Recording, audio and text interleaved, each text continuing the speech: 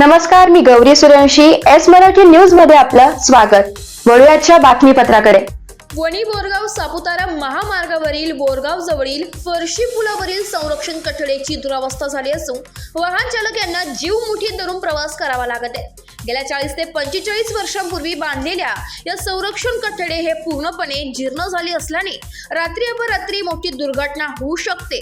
त्यामुळे संबंधित विभागाने तातडीने दखल घेत संरक्षण कठडे बांधकाम करण्यात यावी अशी मागणी परिसरातील पंकज चव्हाण, हेमंत चव्हाण, पद्माकर बागुल, कमलाकर पवार, पुंडलिक धुळे सह ग्रामस्थांनी केली आहे. एस मराठी न्यूज साठी प्रतिनिधी लक्ष्मण बागुल, वणी.